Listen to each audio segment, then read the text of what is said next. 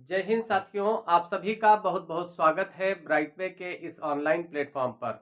दोस्तों, आज आप लोगों को पता है कि हम लोग सिंधु सभ्यता तक पहुंच चुके हैं। सिंधु सभ्यता के जो जो विभिन्न नाम हैं और किन स्रोतों से कैसे उसको किस नाम से जाना गया, इस पर पुरानी वीडियो जा चुकी है। आज की इस वीडियो में हम लोग ये समझेंगे कि जो सिंधु सभ्यता है उसका विस्तार क्षेत्र कितना था, क्यों पूरी दुनिया में कौतूहल और पूरी दुनिया में चर्चा का विषय बनी सिंधु सभ्यता। क्या रीजन था कि सिंधु सभ्यता को इतना ज्यादा महत्व दिया गया, इन्हीं सारे विषयों पर बात करेंगे। इसका जो विस्तार क्षेत्र है उस पर, और जो विभिन्न विचारकों के कथन हैं जिनके अनुसार अलग अलग कालक्रम निर्धारित किए गए हैं, इन दोनों बिंदुओं पर आज की वीडियो में बात होगी। आप चैनल पर नए हैं, जीके या आप इतिहास या फिर किसी भी परीक्षा के लिए जो सामान्य अध्ययन है उसको पढ़ना चाहते हैं तो वीडियो को लाइक और शेयर जरूर करिएगा। क्लास को शुरू करते हैं साथियों।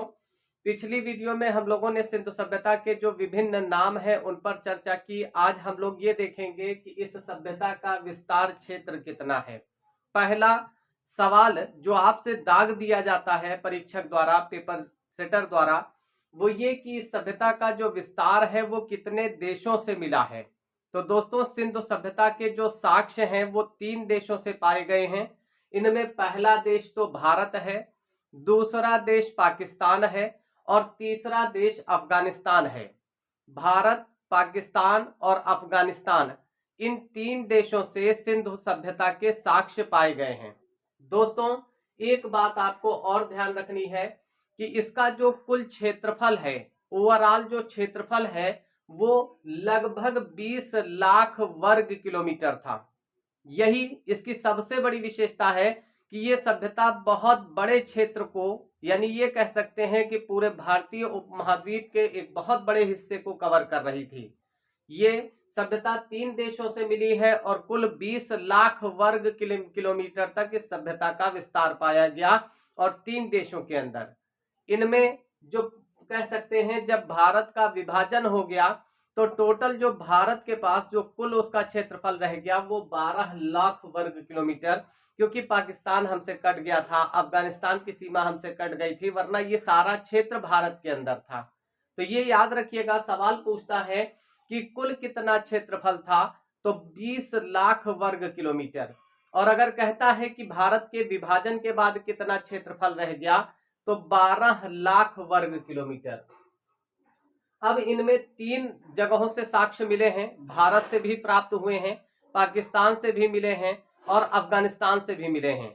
अगला सवाल जो आपसे पूछा जाता है वो ये पूछेगा कि इन तीनों देशों में सबसे ज्यादा स्थल जो है वो कहां से मिले हैं। तो सर्वाधिक जो स्थल प्राप्त हुए हैं दोस्तों, वो आपका भारत से प्राप्त हुए हैं। और कहता है कि भारत के किस राज्य से सर्वाधिक स्थल मिले हैं, तो सबसे ज्यादा जो भारत में मिला है वो गुजरात राज्य से। आपको बता दें, इस सभ्यता के अगर हम चारों कोनों की बात करते हैं, चारों छोर की बात करते हैं, जैसे हमारा सिर और हमारा पैर, हमारा दायां हाथ और बायां हाथ, ये हमारा पूरब और पश्चिम का विस्तार है, ये हमारा उत्तर और दक्षिण का विस्तार है। तो कभी भी आपसे क्वेश्चन करता है कि इसका सबसे उत्तरी छोर कहां पर था, तो वो जम्मू कश्मीर में था। और जम्मू कश्मीर में जो मांडा जिला है वहां पर एक तहसील है जिसे अखनूर तहसील कहा जाता है। तो अखनूर तहसील से इस सभ्यता के साक्ष्य मिले हैं। आपको पता है कि जो वहां पर की प्रमुख नदी है वो झेलम और चिनाब है, तो चिनाब नदी के किनारे से इस सभ्यता के साक्ष्य मिले हैं। और चिनाब को हम कह सकते हैं कि चिनाब के किनारे से सभ्यता के साक्ष्य मिले हैं, यानी उत्तरी छोर चिनाब नदी को छू रहा है, जम्मू कश्मीर को छू रहा है, मांडा जिले को छू रहा है, अखनूर तहसील को टच कर रहा है। दक्षिण की बात की जाए तो दक्षिणी छोर जो आज भी हमारे कह सकते हैं कि भारत का जो है, भारत है, तो भारत में दायमाबाद नामक एक स्थान था जो कि वर्तमान समय में महाराष्ट्र का क्षेत्र है। तो दायमाबाद से भी सभ्यता के साक्ष्य मिले हैं। और जो दायमाबाद है दोस्तों, ये प्रवरा नाम की नदी के किनारे स्थित है। तो प्रवरा नदी के किनारे दायमाबाद नामक स्थान मिला है। अगर पूर्वी कोने की बात करें तो पूरब में जो आलमगीरपुर है, जो आज का मेरठ जिला है, इसे हम कह सकते हैं कि जो मेरठ जिला है और हिंडन नदी का कोना है वहां तक, यानी पूरब में सभ्यता के साक्ष्य हिंडन नदी तक फैले थे। तो याद रखिएगा कि उत्तर में जम्मू कश्मीर में बांडा जिला जो अखनूर तहसील है, चिनाब नदी के किनारे, दक्षिण में दायमाबाद है, और पूर्वी छोर जो जा रहा है वो आलमगीरपुर जो कि हिंडन नदी के किनारे है। और वर्तमान का अगर लोकेशन पूछा जाए तो मेरठ जिला, यहां से सभ्यता के साक्ष्य मिले हैं। इसके अलावा इसका जो पश्चिमी छोर है कह सकते हैं वो सुत कांगेडोर है, लेकिन अगर ऑप्शन से सुत कांगेडोर हटा दिया गया है तो इसका मतलब है कि जो एग्जामिनर है वो शुर्तगोई को पूछना चाहता है। शुर्तगोई अफगानिस्तान के थोड़ा कह सकते हैं अफगानिस्तान का पूर्वी छोर है, पूर्वी कोना है, और जो सुत कांगेडोर है ये बिल्कुल बॉर्डर है। तो आपको दोनों ऑप्शन ध्यान रखने हैं। अगर ऑप्शन में सुत कांगेडोर है और शुर्तगोई दोनों मिल जाए तो पहले शुर्तगोई को टिक कर दीजिएगा, लेकिन अगर शुर्तगोई ऑप्शन में नहीं है तो इसका मतलब सुत कांगेडोर से काम चल जाएगा। जो सुत कांगेडोर है दोस्तों, ये आपका दास्क नदी है, उस नदी के किनारे स्थित है। अगला जो क्वेश्चन है, तो पूर्वी, पश्चिमी, उत्तरी और दक्षिणी ये चारों जो क्षेत्र हैं सिंधु सभ्यता के, उसको हम लोगों ने देख लिया। अब देखिए, तो दायमाबाद प्रवरा नदी के किनारे कभी कभी सवाल ऐसे भी कर देता है कि वो कहेगा उत्तर में कौन सी नदी थी, तो उत्तर छोड़ देगा, उसके सामने दे देगा आपको प्रवरा नदी। दक्षिणी छोर में दे देगा आपको चिनाब नदी, कहेगा मिलाइए इनको, तो कूट करने के लिए क्वेश्चन भी आपके सामने दे देता है। ये याद रखिएगा कि जो उत्तरी छोर है वो चिनाब नदी के किनारे है, दक्षिणी छोर जो है वो प्रवरा नदी के किनारे है, जो पूर्वी छोर है वो हिंडन नदी के किनारे है, जो पश्चिमी छोर है वो दास्क नदी के किनारे है। इसको आप याद रखेंगे। अगर सिंधु सभ्यता के विस्तार की बात की जाए कि पूरब से पश्चिम तक ये सभ्यता कितनी दूरी तक फैली थी, तो लगभग 1600 किलोमीटर, यानी पूरब और पश्चिम का जो विस्तार है वो 1600 किलोमीटर है, और जो उत्तर से दक्षिण का विस्तार है वो 1400 किलोमीटर है। अब इसके बाद देखिए, यहां पर थोड़ी सी चेंजिंग करते हैं हम लोग, कालक्रम की बात करते हैं। ये सभ्यता कब शुरू हुई थी और कब इसको समाप्त हुई, तो इन बिंदुओं पर भी थोड़ा सा विचार करते हैं। पहले इस पर अलग अलग राइटर, अलग अलग जो विचारक हैं, जो अलग अलग इतिहासकार हैं, सबने अपने अपने मत दिए हैं।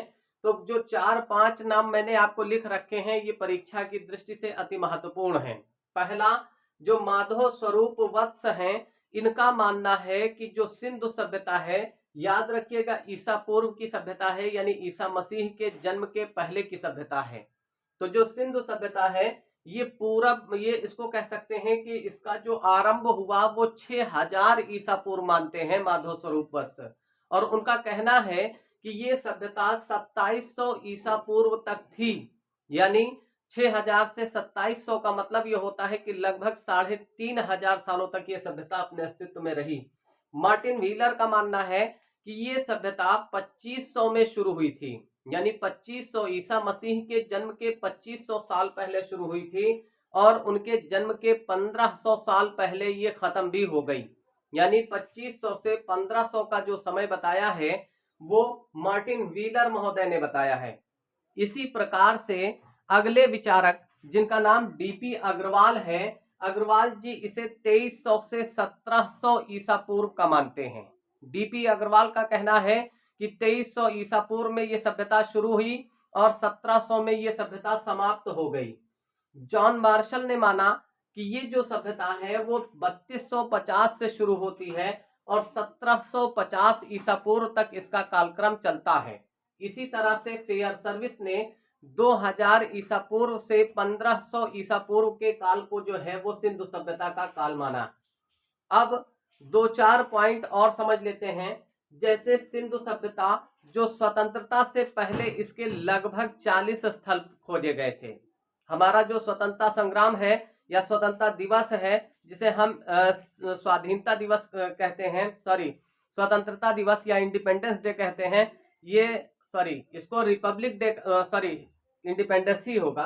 तो इसे जो है स्वतंत्रता दिवस जो है उसे जो है कह सकते हैं कि उसके पूर्व, यानी जो आपका स्वतंत्रता दिवस या स्वाधीनता दिवस है उसके पहले 40 ऐसे स्थल थे जिनकी खोज की गई थी। यानी 40 सिंधु स्थल खोजे जा चुके थे। लेकिन अगर वर्तमान की बात करते हैं तो अब तक 1400 से ज्यादा जो स्थल हैं वो सिंधु सभ्यता के खोजे जा चुके हैं। इसी तरह से अगर बनावट की बात करते हैं तो सिंधु सभ्यता के जितने भी नगर हैं सब दो भागों में बटे थे। इनमें एक छोर था जिसे पूर्वी छोर कहा जाता है और दूसरा है जो पश्चिमी। जो पूर्वी छोर है उसे पूर्वी टीला और जो पश्चिमी छोर है उसे पश्चिमी टीला कहा गया है। तो इस बात को ध्यान रखना है साथियों कि स्वतंत्रता से पहले 40 स्थल थे और स्वतंत्रता के बाद लगभग 1400 ऐसे स्थल हैं जिनकी खोज अब तक की जा चुकी है, उससे भी ज्यादा स्थल। बनावट की बात की गई तो सारे के सारे जितने भी जिले हैं या जो भी नगर पाए गए हैं वो दो भागों में बटे थे। एक को पूर्वी टीला कहा जाता था, एक को पश्चिमी टीला कहा जाता था। जो पूर्वी टीला होता था वो ढलान पर होता था, गहरान पर होता था, और जो पश्चिमी टीला है वो उठान पर यानी ऊंचाई पर होता था, साथ ही दुर्गीकृत होता था यानी उसको जो है घेरा जाता था। लेकिन धौलावीरा एक ऐसा सिंधु स्थल है जहां पूर्वी टीला और पश्चिमी टीला के साथ साथ एक टीला और पाया गया जिसे मध्यमा टीला कहा गया। तो ये ध्यान रखिएगा सारे नगर दो भागों में बटे थे, लेकिन जो धौलावीरा है वो 3 भागों में बटा था यानी पूर्वी टीला, पश्चिमी टीला और मध्यमा टीला। इसी तरह से अगर जल निकासी की बात की जाए तो पूरी सिंधु सभ्यता बहुत ही हाईटेक थी, खास तौर पर जल के निकासी के संदर्भ में। लेकिन एक ऐसा नगर था जहां जल निकासी का अभाव पाया गया और वो स्थल है बनावली, जो कि हरियाणा में स्थित है। इसी तरह से साथियों जितने भी मकान हैं सबके दरवाजे पीछे की ओर खुलते थे, लेकिन इसमें भी एक अपवाद है।